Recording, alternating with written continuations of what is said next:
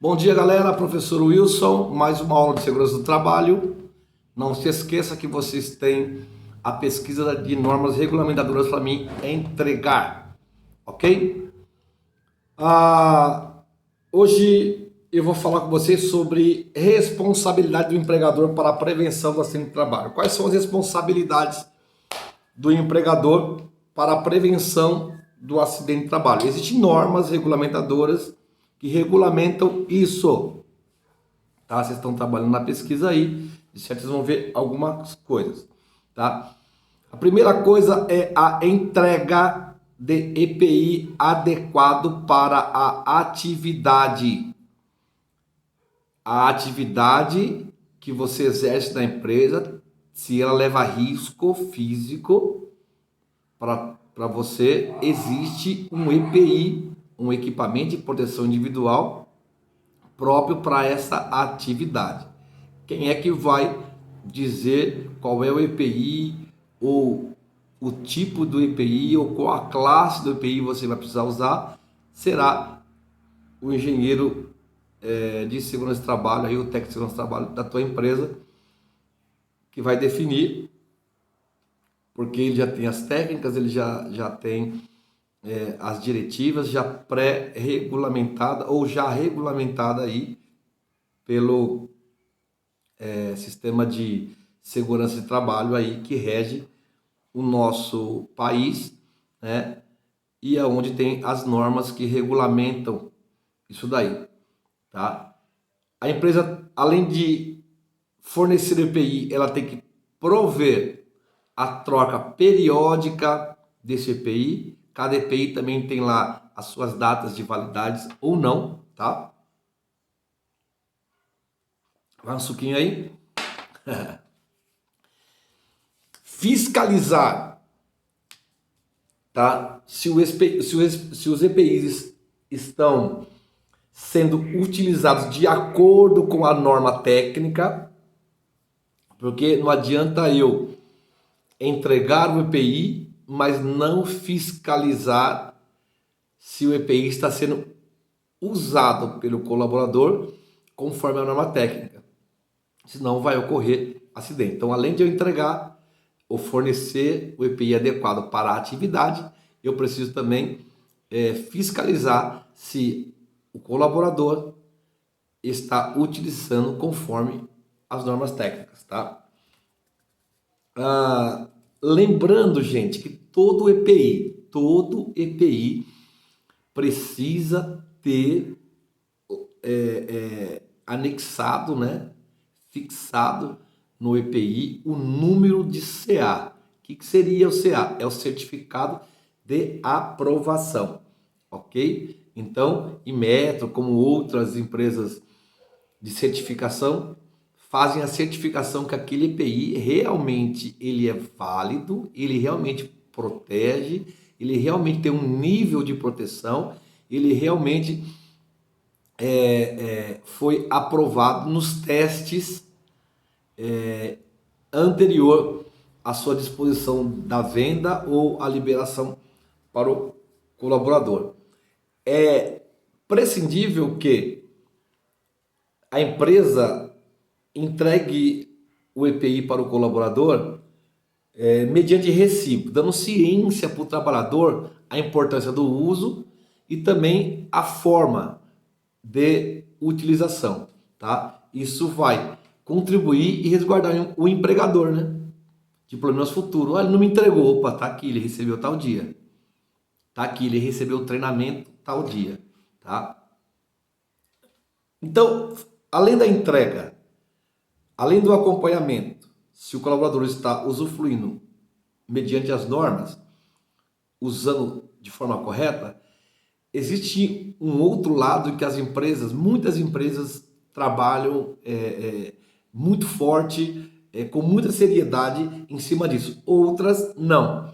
Nós chamamos de conscientização e treinamento, certo? Existem empresas que levam tão a sério. Esse dia conversando com um rapaz, ele falou, vou fazer um serviço de uma empresa, eu perdi mais de 4 horas em treinamento Ele dizendo que perdeu, né? Na verdade, ele ganhou 4 horas de treinamento para usar os EPIs, para levar segurança para mim e para as outras pessoas que estavam no ambiente de trabalho. Ele foi prestar um serviço na empresa. 4 horas, certo? Então, empresas como Petrobras, as empresas como Liquigás, as empresas grandes que trabalham com combustível, se você entrar numa empresa aí, você tem que fazer 2 horinhas lá ou 1 hora e meia de treinamento. É um cursinho que eles chamam que valem por 30 dias, como usar o EPI, se houver fogo, se houver explosão, como fazer e etc. Você não entra dentro dessas empresas sem EPI, você não entra sem capacete, sem óculos, você não entra sem a roupa adequada.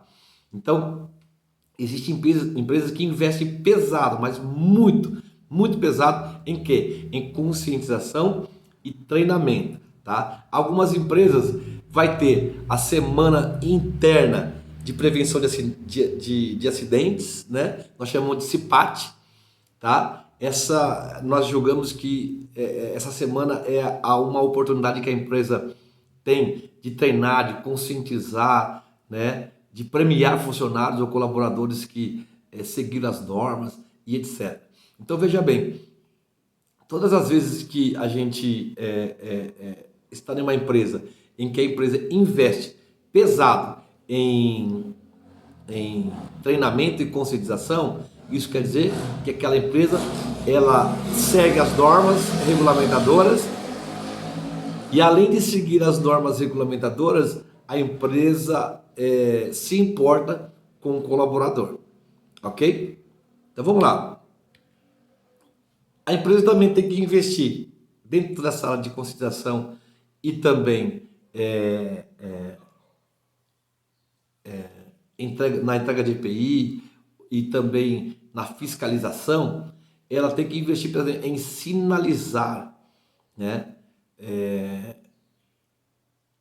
para os colaboradores, né, os lugares de risco, os lugares onde tem problemas, os lugares onde tem risco maior de acidentes, tá? Então, a legislação, ela implica nessa questão de que as empresas também têm que investir pesado em sinalizar.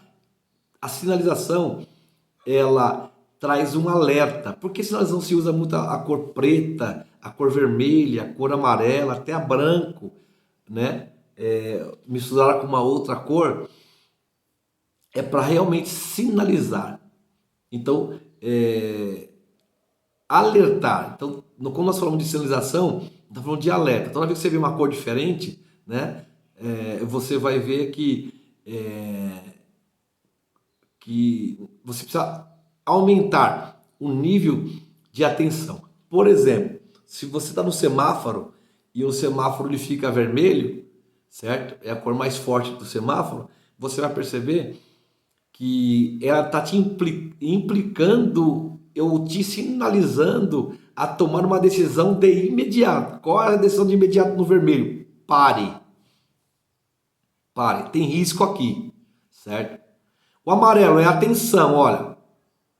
Dá para você fazer, mas tenha atenção. Agora o vermelho não, o vermelho é pare. Não faça sem treinamento, não faça sem EPI, não faça sem cuidado. Pare. Entenda primeiro o ambiente de trabalho para começar a executar o trabalho. Então, sinalização é muito importante. Muitas empresas também criam canais de diálogo de segurança, porque às vezes quem está lá no chão de fábrica ou no operacional, assim como nós chamamos, sabe muito bem quais são os riscos e às vezes são riscos que não foram detectados ainda, né? Então é interessante as equipes de trabalho discutir ou compartilhar experiências, levar até a pessoa responsável pela segurança no ambiente de trabalho os riscos que não foram identificados. Isso é muito importante, tá? Muitas empresas também investem pesado, isso é responsabilidade do colaborador na ginástica laboral, isso é previsto em normas, tá, gente? Tá? Para que serve a ginástica laboral? Serve para duas coisas: melhorar a disposição e atenção. Por que se faz a ginástica laboral na empresa?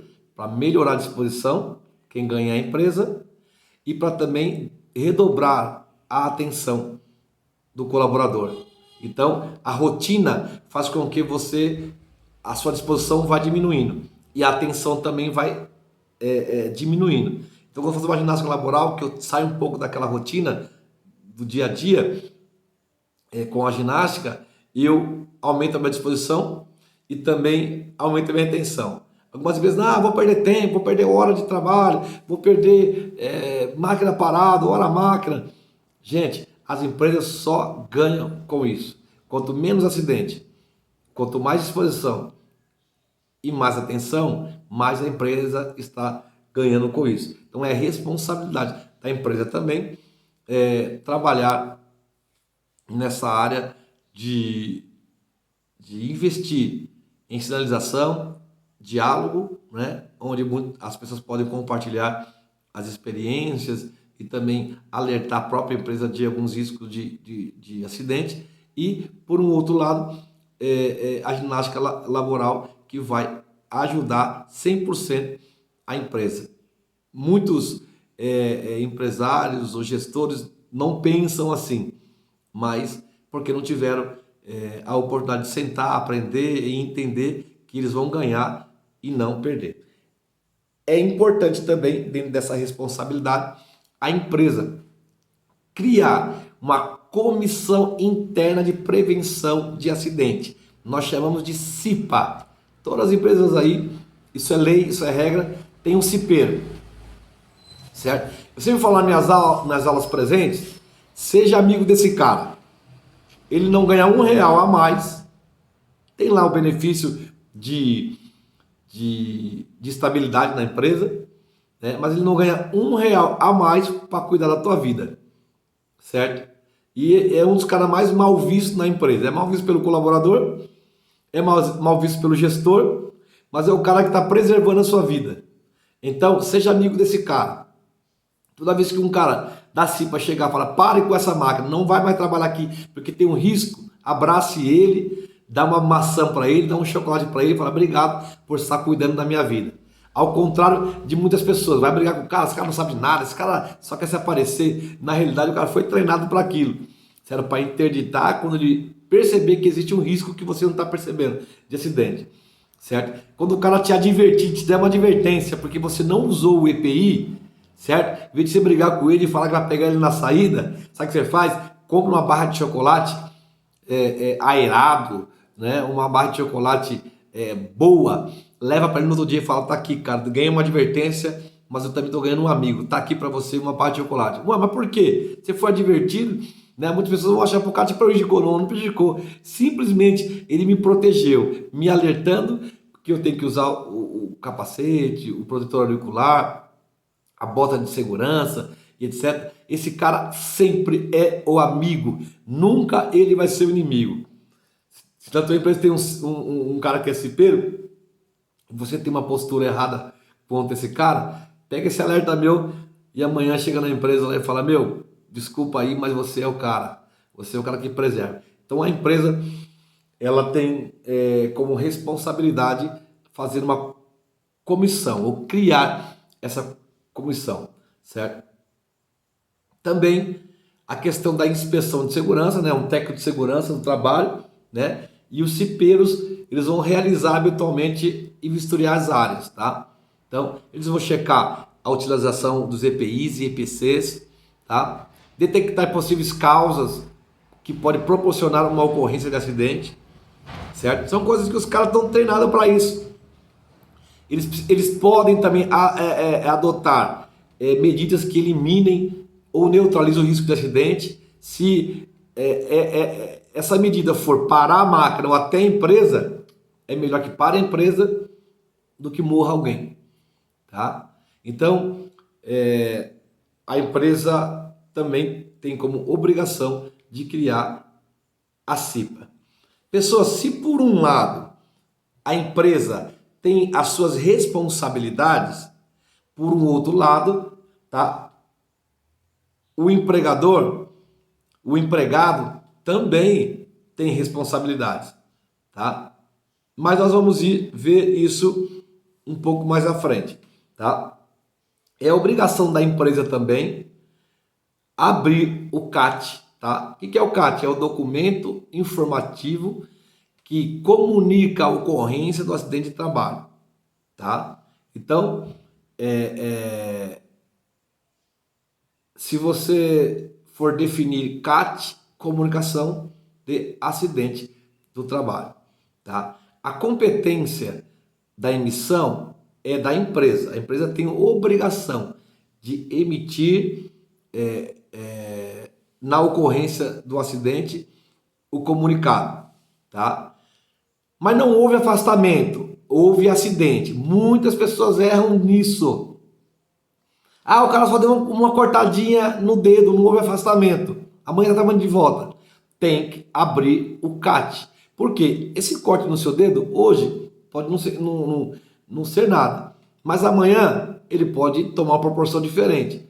E aí você vai querer recorrer, mas você cortou esse dedo aonde? Se você não tem o comunicado do acidente de trabalho, como você vai provar que for na empresa? Então, qualquer tipo de acidente precisa ter o CAT, tendo o afastamento ou não. É obrigação da empresa, certo? Porém, o que a norma regulamentadora fez agora? Como às vezes existem empresas ou a pessoa está prestando um serviço em algum lugar, o RH é longe, tá certo? E a pessoa não tem como abrir o CAT ou informar que o CAT precisa ser aberto, não tem contato com o RH, principalmente quem faz prestação de serviço fora. O que a lei fez agora? Qualquer pessoa pode abrir a CAT agora, certo? Qualquer pessoa. O médico, onde você vai ser atendido, você pode abrir o CAT, certo? Você vai comunicar, né, a Previdência Social que houve, né, ou o Ministério do Trabalho, que houve um acidente, tá?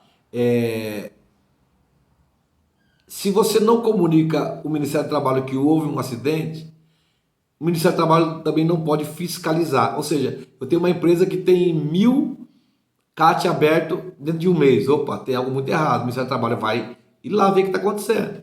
Então, quando não abre todo o CAT, também impossibilita o quê?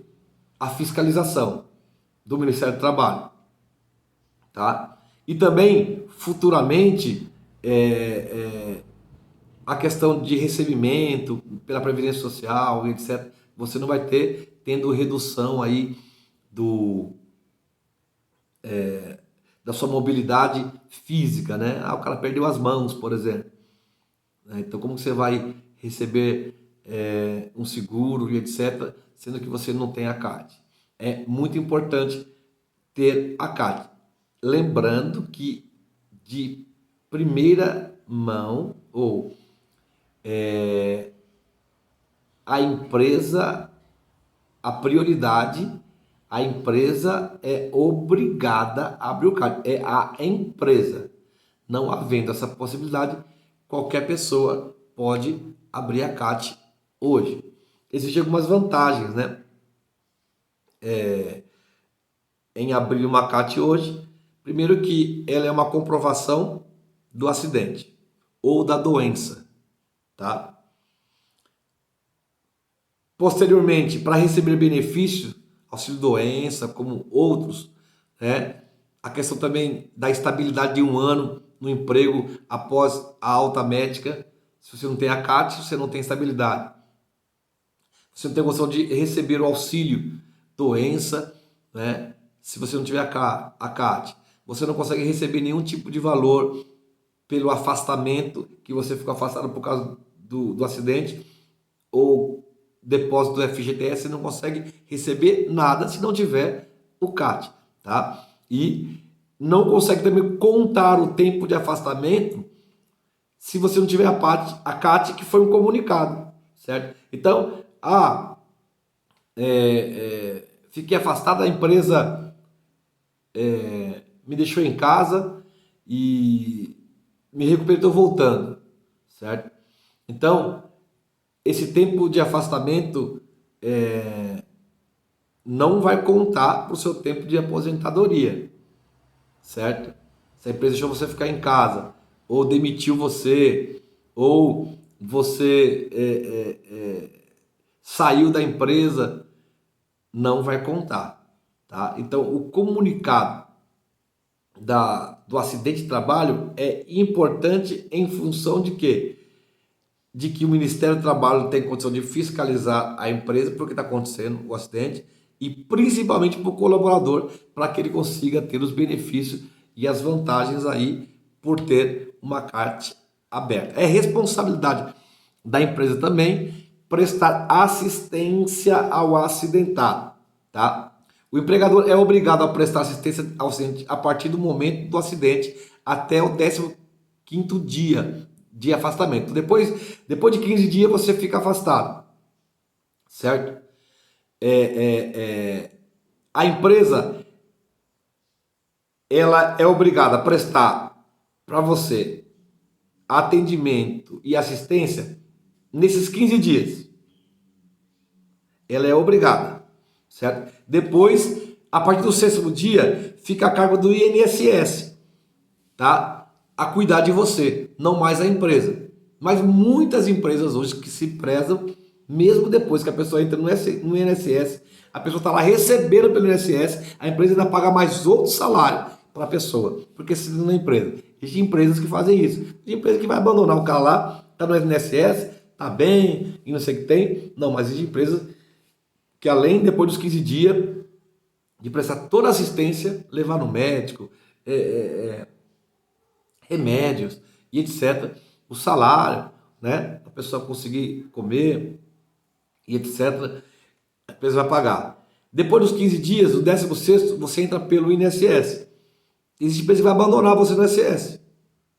É direito dela? É direito. Mas existem empresas que se prezam que além do salário do INSS, ela vai dar um outro salário, que é o salário. Já trabalhei em empresa que acontecia isso. A empresa continuava pagando o salário, mesmo a pessoa recebendo do INSS, tá?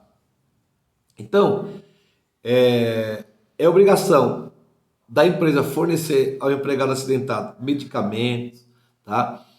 Até que ele se restabeleça. Mesmo ele estando depois pelo INSS, a empresa também deve essa obrigação de ajudar a restabelecer a saúde do colaborador, tá? Então, essas são as responsabilidades básicas de uma empresa quanto ao acidente de trabalho. Na próxima aula, nós vamos ver a responsabilidade quanto à reparação pelo acidente de trabalho. O cara perdeu um dedo. Qual dedo? Quanto custa esse dedo? É assim que funciona. Você tem valores. Cada pedacinho do teu corpo tem um valor. Por isso que nós temos que entender, gente, a seguinte coisa. Numa empresa nós somos apenas números. Se você deixar de fazer, automaticamente, no outro dia, já tem alguém fazendo no teu lugar. Então você precisa se amar mais, se valorizar mais. Leva risco, eu não vou fazer. Ame você, ame a tua vida, ame o teu corpo físico, certo? Porque a empresa vai cumprir a norma de reparar você pelo acidente, mas o maior prejudicado é você e a sua família. Então a empresa vai falar, eu pago porque a lei me obriga, mas não concordo. É isso que eles falam. A desatenção foi dele, tá? Foi ele que provocou o acidente. Essas são as falas. Por que eu sou responsável? Sendo que foi ele que estava fazendo lá. Ah, o funcionário já está recebendo o INSS, não preciso cuidar dele não. Então, existem várias falas de irresponsabilidade, né? De alguém que quer se afastar da responsabilidade de cuidar do colaborador e reparar, né, o colaborador quanto ao acidente, tá? Então, essa questão da reparação, a empresa ela deve indenizar o colaborador, certo? Então, nós vamos ver a responsabilidade, né? INSS versus a responsabilidade do colaborador civil, também, do colaborador não, do empregador, tá? Civil, tá? isso vai revelar algumas coisas, alguns conhecimentos para vocês quanto à questão da indenização. Então, como é um assunto um pouco mais chatinho de falar e que é importante você entender a respeito disso, sobre indenizações, que existem muitas conversas, né, paralelas quanto a isso daí. São aquelas conversas de chão de fábrica e tal, e às vezes as pessoas acabam não sabendo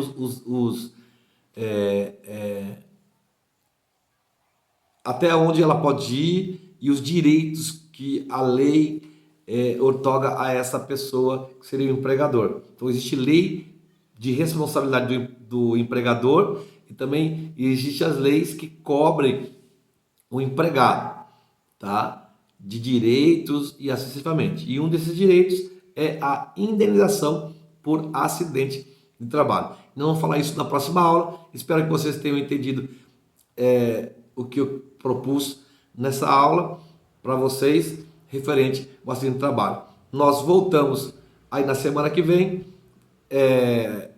Eu vou, na próxima aula, passar uma lista de exercícios, vou deixar ela no Sponte, né, no portal, para que você possa também exercitar na aula a questão dos exercícios, para que isso acrescente o teu conhecimento e firma também um pouquinho aquilo que nós estamos falando para vocês.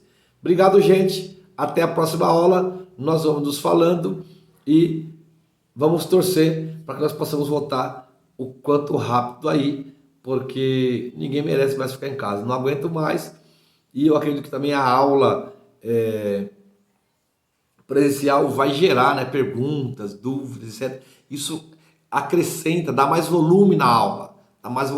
Por exemplo, o que eu falei hoje aqui, muitas coisas ia surgir. Professor, na minha empresa lá ninguém faz isso. Tá, que é o caminho que tem que fazer? Por que é assim? Por que tem que ser assim? Então começa as perguntas, nós vamos tendo um pouquinho mais de volume na aula. E isso vai acrescentando conhecimento para nós. Ok? Nos vemos na próxima. Quem sabe a próxima aula nós já estamos já presente aí, estudando juntos. Se não for assim, mais um vídeo de conhecimento aí, tá? Nós vamos falar sobre as responsabilidades de indenização. Um abraço e até a próxima.